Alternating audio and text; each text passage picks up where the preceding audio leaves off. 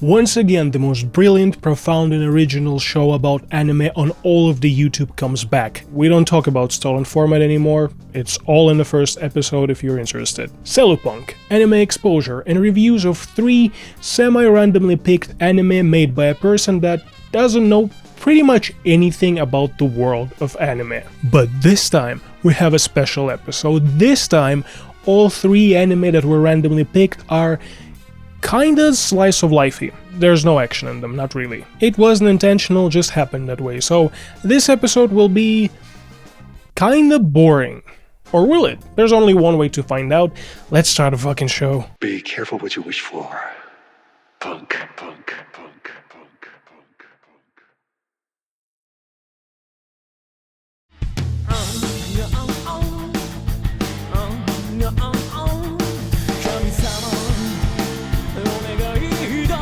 And the first anime today is Kamisama Kiss, that's based on the manga by Julieta Suzuki. And that's the first shoujo anime that I've ever watched. For people that might be not in the know, shoujo is the category of manga and anime that aimed as their main audience at teenage girls. It focused on romance plots and stuff like that. And I don't know if you noticed or not, but I'm not a teenage girl. I'm not trying to say that only teenage girls can enjoy it. I'm sure there's some teenage boys and adult women, and there's definitely some very particular type of 40-year-old men that enjoy shows like that. I'm not judging. I kinda wanna judge some of the people that I described, but I'm not going to. You like what you like, and some people, more than anything, would like to find out if she's gonna be with a blonde guy or a brunette guy. I'm personally in the redheads guy team. These people exist, and it's cool, I'm just not one of them. But that's okay, because this is what the show is about. Exposing myself to stuff that I didn't experience before. So I was kinda intrigued going into the show, especially considering the fact that its premise was kind of interesting. So there's this girl, Nanami. Her father is a gambling addict that gets into a huge debt, so he has to run away from the collectors, and when they come to their house, story has a potential to go into a very dark and uncomfortable direction, but it doesn't. They just kick her the fuck out of it, so she's homeless now. Then, by accident, she meets this weird guy and rescues him from a feral dog. For that, he invites her to stay at his place, and kisses her on the forehead. But don't worry, it's not fucked up or weird. He doesn't live at that place anymore, so it's gonna be hers, and the kiss was to transfer her his power. The thing is, he's a god, and his place is this shrine where people come to pray to him, so now it will be Nanami's job to take care of the place and all of the people. So, you know, he just gave her a lot of powers and responsibilities without her consent or even explaining to her anything. I guess it's still like a little fucked up. At this shrine, she meets several spirits that live there, and now they help her run the place. Except for this fox guy with bad boy vibe going on, who's not into idea of some random 17-year-old girl being a new god. Because, you know, this is kind of fucking nuts. So Fox guy dips, but Nanami's like, I already have abandonment issues after my daddy fucked off, so I'm not letting you go. It turns out that she can make the Fox guy her familiar, so he will have to follow all of her commands. But for that, she needs to kiss him when he doesn't expect it, without his consent. The more I recap the plot, the more I realize how fucked up it all actually is. And now, by the end of the first episode, Nanami is the land god, she lives at the shrine with the fox guy and a couple other spirits. And that's a pretty fun setup for the rest of the show in my opinion. Plus it actually had some funny moments. It's mostly just gag comedy, but I found some of the gags kinda humorous. It was an easy watch, and I was excited to see the rest of this unorthodox workplace sitcom where our main character is just a regular teenage girl with abilities of a god. That sounds pretty interesting to me, because this is what the show is, right? Right? Wrong. Because what if, instead of that, it'll be just a basic-ass high school rom-com with unrequited love, several boys fighting for her attention, love triangles, and all the other formulaic bullshit you can think of. I mean, why should you capitalize on your unique premise if you can just make some generic shit, right? To be fair, there's a couple of episodes that kinda do this I'm a new god that tries to help people thing, but there's maybe like 3 or 4 episodes like that, and the rest is just high school rom-com. And perhaps I would have even accepted that, even though it's a weird pivot for the story, but the romance stuff just doesn't work in my opinion. The core relationship in the show, main love story, Nanami and this fox guy, is just such a creepy fucking match because he's literally her slave. They magically link together, so he will have to do anything she'll make him. And the show's like, aren't they a cute couple?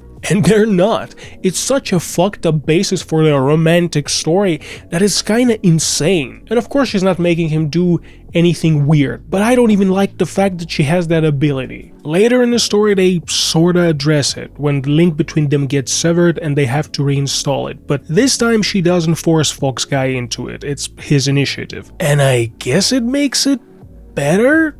Plus, her dad fucked away and the Fox Guy's god did the same thing, so they both have abandonment issues. And that's romantic? I don't know, man, this romance never worked for me, it was never not creepy. You know what also didn't work for me?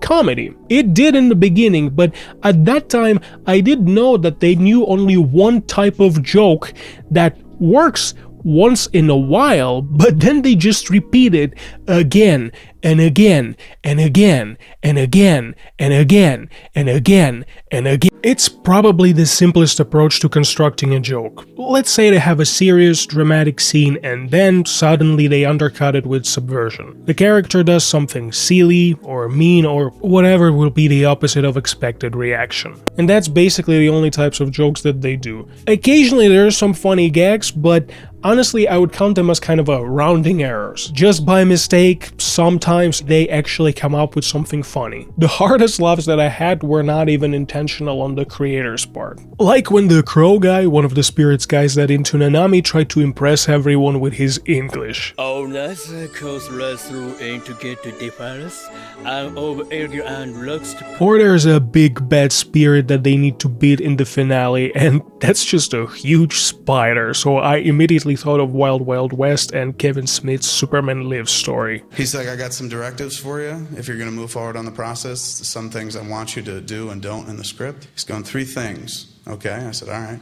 He's going, 1, I don't want to see him in that suit. 2, I don't want to see him fly. And 3, he's got to fight a giant spider in the 3rd act.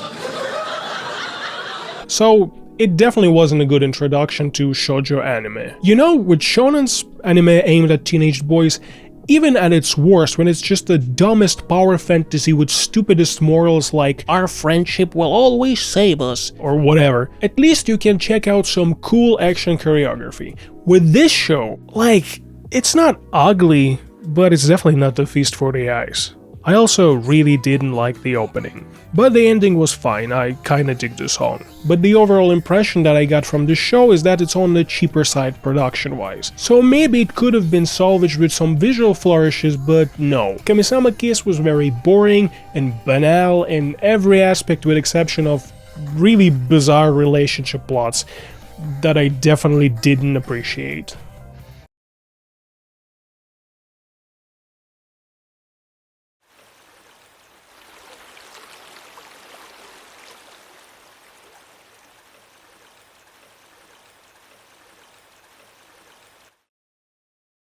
Second pick for today is...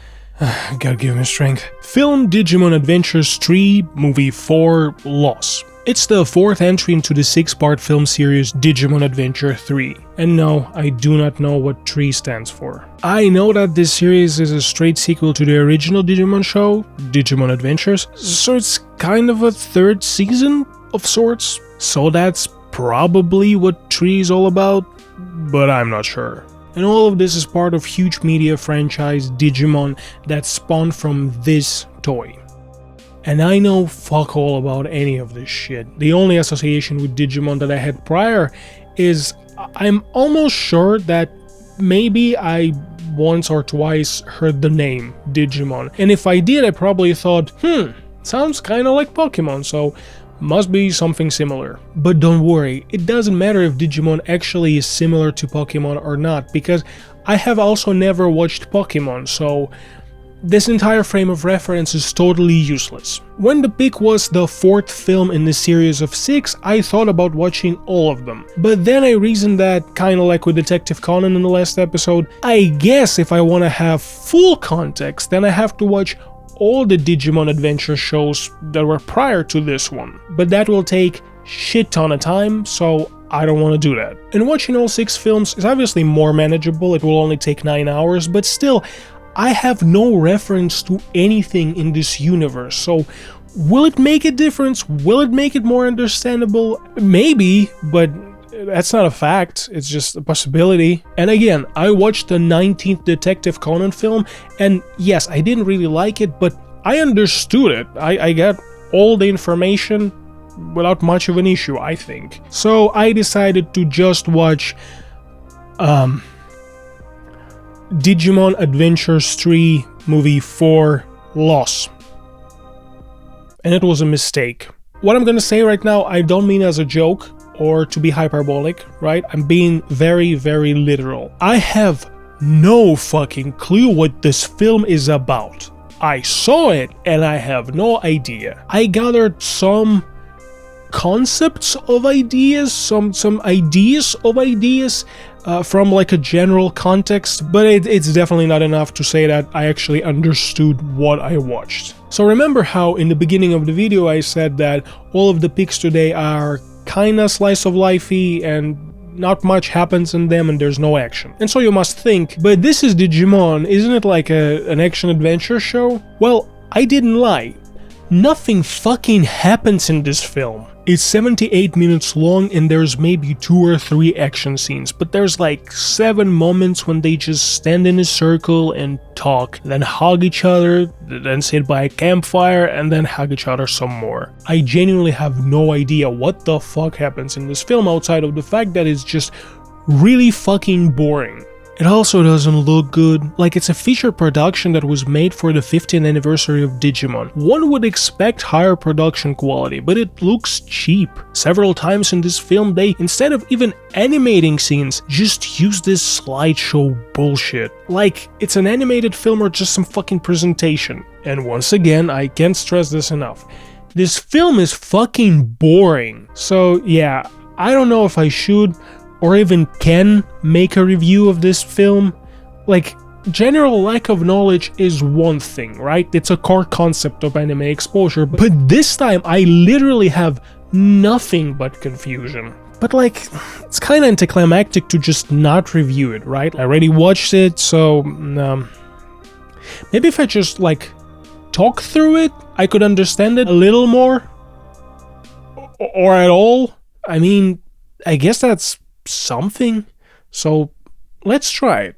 Movie starts pretty cool, with a recap of what I assume is the last part, but it's stylized as a silent film. The music also great, so good stuff. But I have no idea what the fuck happened in that last film either. So there's an island filled with dead Digimons and maybe dead children, bad guys flying in the sky, and one little girl walking about. Girl gets possessed by God and resurrects all the dead Digimons. They got dragged into the sky in balls of light. Girl gets unpossessed, Robo Hydra in a ball of light becomes a tree turtle Hydra, and all of the Digimons becomes a firing squad and executes some other Digimon. So he explodes all over villains' faces, all Digimons die again, they souls transform into the Marvel Sky Beams, and Girl asks, but why? And she's not the only one who wonders that. You can literally put these words on the film's poster, it would feel really appropriate. That was the end of the recap, by the way. Now we end up on some island again.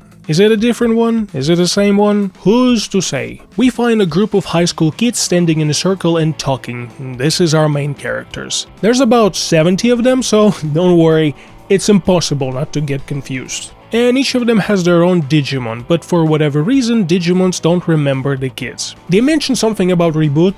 Don't ask me, I don't know. From what I could gather through dialogue and some context clues, in the last film, Digimons had some sort of Digi-STD infection, and so to save them, all of our main characters had to transport them and themselves to a different reality. So that's where we are now, I think. They all start rebuilding their relationship with Digimons, except for one girl whose Digimon is a real Digi-bitch. But the first existential problem is on the horizon. Digimons are hungry. So kids feed them. More bonding and talking and eating and hugging. One of the kids launches his Digimon right into the fucking sky while other Digimons watch in terror. And while all of the 142 main characters stand in a circle and talk, again, Digimons evolve. which leads to more hugging. For everyone except the girl with the Digi-Bitch. Digi-Bitch can fly now, so she flaps her little wingies the fuck away. Then comes the night, and after another scene where all of the 276 main characters stuck in a little circle, this time next to a bonfire, everyone go to sleep. Except for the girl. She's now the sad girl, and wants to be all emo next to a river. And two guys decide to double team her sadness out. That sounded weird. They just teamed up to cheer her up pretty good, you know, from two sides. Wait, nothing happens. The only thing that happens is a river dino on the log. That's not a sex position. Literally, they just talk and dinosaur sleeping on the log swims on the river. How and why, I have no idea. It literally doesn't lead to anything and never mentioned at all again. Just fucking weird. So, sad and weirded out girl runs away from the two boys, but they chase her through the woods at night. Maybe they are trying to fuck her, I'm not even sure myself anymore. But all of that is irrelevant because the only type of fucking that matters is the fucking Mechagodzilla that shows up to wreck shit. And so all 407 characters watch in horror as Mechagodzilla in all of its awesomeness charges its blast and annihilates them all. So they all die. I think. Meanwhile, in the real world we see this guy. You know, because there wasn't enough characters in this film, he gets a visit from the Cyber Death Dog that works for Yggdrasil. It's the tree that holds all of the worlds from Norse mythology. I don't know how one gets that job, but, you know, the fact is a fact. Cyber Death Dog says that all of the main characters are in different worlds now, obviously referring to the fact that they all dead after being obliterated by Mechagodzilla. And we meet them all in what I presume is hell. Now they are all lost and separated, and it's the most exciting part of the film when we see a slideshow of characters walking and searching for each other. Not even an animated montage, just a slideshow. I'll remind you, this was made for the 15th anniversary of Digimon. I'm pretty sure that whoever made this film doesn't give one single fuck about Digimon. Sad girl with Digi-Bitch meets another new character because, of course, and the real drama starts brewing. Because Digi-Bitch first just flirts with the new girl and then fully cocks the sad one. And in the other part of hell, Dino Digimon saw the train and tried to jump under it, so apparently he's suicidal. Fun stuff all around. And then in the sad cock corner of hell, Mechagodzilla attacks sad girl and new girl. And turns out that it was controlled by this guy. I don't know who that is, but that's not it. It was actually all a ruse because in reality, this guy is actually this guy. Don't know him either. But one thing I do know about him. He's a fucking creep. And while he's being disgusting and Mechagodzilla being awesome, all of the other 742 characters arrive at the battle. But instead of fighting, they just run away and try to hide on some ship. But it turns out that Mechagodzilla is so cool that he has a buddy, Mecha Water Snake or something, so they are forced to fight. And if you think that this will start an epic action-packed finale, then don't worry, it will not. Actually, it'll start the sequence of endless transformations, because every Digimon starts to evolve to their final form, and they will show you every stage of their evolution for every Digimon. No skipping or cutting away, just here, look, every fucking transformation. Exciting, right? Transformers don't transform as much as this stupid Pokemon ripoffs do, and I can't stress enough just how fucking boring this film is. So they fight all the bad guys and kill them, except for the creep. He kills the new girl and her Digimon goes berserk. The end. So yeah, this was Digimon Adventures 3, Movie 4, Loss. Definitely feels like a loss of time, not gonna lie. And it all because Japanese people in the 90s, instead of buying like dogs or cats, decided to buy this fucking toy. Thanks a lot, Japan.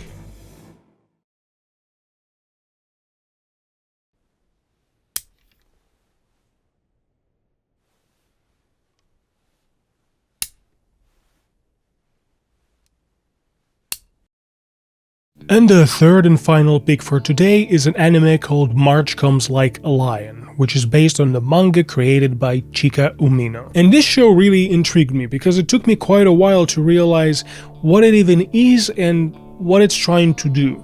At first glance, it's a story about this kid, Rei, who's a very talented shogi player. Shogi is Japanese chess, so the first thought was, well, shogi is a sport, so I guess it's a sports anime.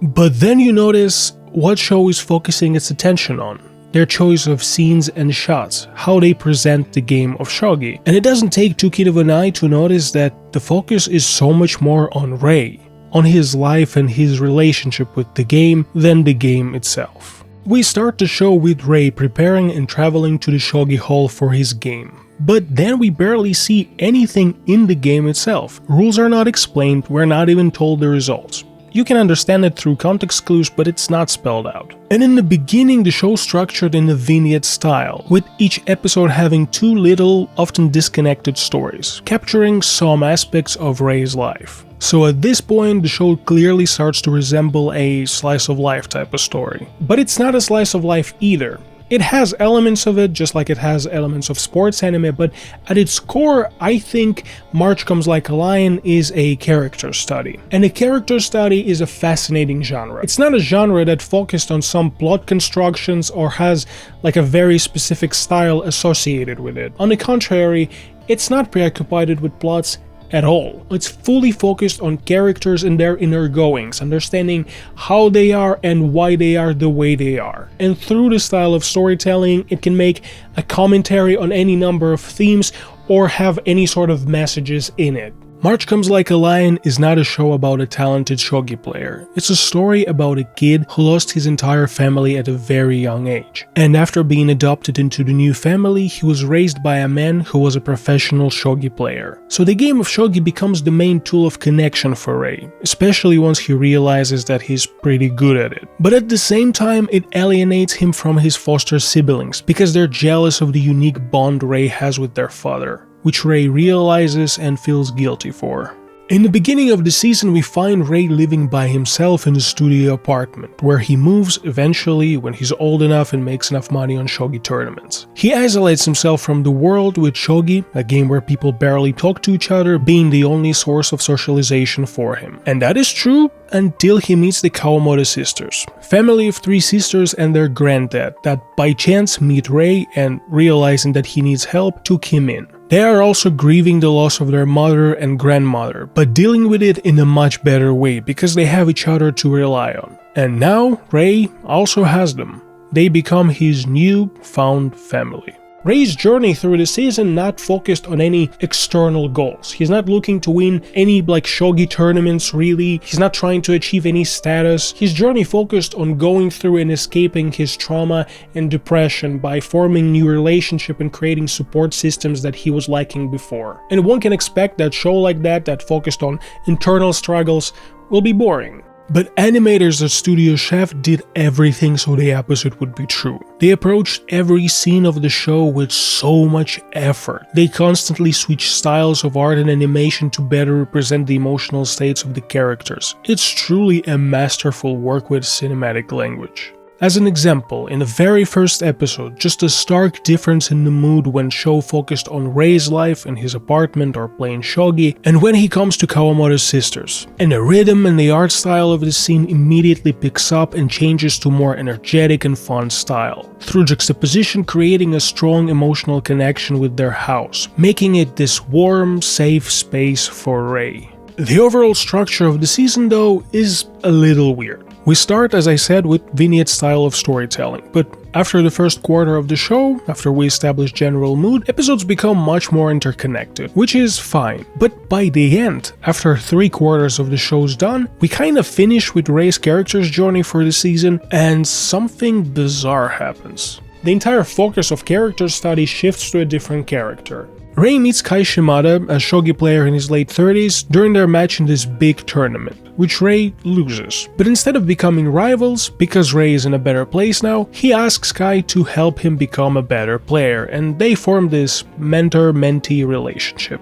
But because Kai moved forward in the tournament, the story sorta locks in on him and tell us about his backstory and motivation and stuff like that. And inadvertently, in the process of that, it becomes much more of a slice of life and sports anime. And even though I realize that parallels between Rei and Kai are obvious, He's kinda just the older version of Rei, opportunity to look into the future. He fully dedicated himself to shogi and paid for it with the loss of his health and all of the meaningful relationships outside of the shogi hall. Now living in his house all alone, very much like Rei. But Rei, even though he's younger, already went through a lot of the things that Kai's going through in the course of the season. And now, because Rei's doing so much better, he's not desperately looking for help anymore, and he finds in himself the ability to extend that helping hand to Kai, which is very nice and beautiful. So I'm not critical of the inclusion of the story in general, but I don't like the focus shift. It's a character study, it's a story about Rei,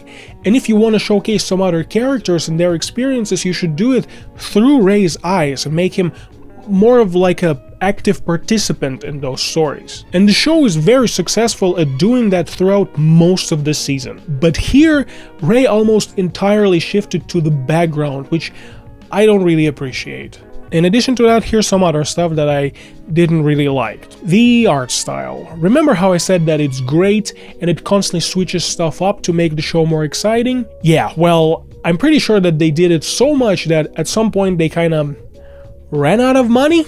Overall in the show, they used real places and landmarks as locations for the story. Like the bridge that Rei crosses multiple times or Shogi Hall have real-life counterparts. But at the end of the season, when for the Kai's tournament they go into Kyoto, I'm pretty sure that for some backgrounds and establishing shots, they just use photographs with some ugly fillers on top. That really took me out in some scenes. Plus, just a matter of taste. In certain close-ups, they do this shading with inks to achieve this sketchy look that I just don't really like. It looks weird. It sorta reminds me of Gabriel Hernandez Valtes style, but done like a billion times worse. And now our recurring segment, what's up with those openings and endings? Both endings are fine, both visually and animation-wise. They did a fine job of allowing me to skip them. Second opening sucks ass, by the most part. Really generic visuals with the song that I found annoying. But the first opening was great. The song was fun and some cool visual metaphors for Rei's journey in animation. So I actually watched it most of the time. And so, overall, I was pleasantly surprised with March Comes Like a Lion and liked it quite a bit. To the point that, even though I have sort of a schedule that I try to hold in release of this video, I was ready to say screw it all and just watch the second season. Until I found out that, despite the fact that there's no third season, second one isn't the end of Rei's story because the manga itself doesn't have an ending yet. Next volume, the 18th one, expected to be the finale of the story, but the last one came out in 2023 and I believe that Chico Umino is not even close to finishing the 18th volume yet. So hopefully one day the story will have an ending and Rei will finally stop being depressed. Just I hope for his sake, really. But you know what easily can have an ending?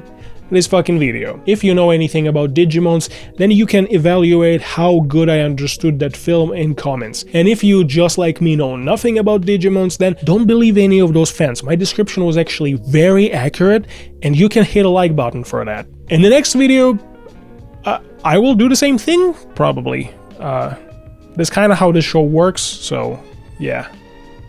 Bye.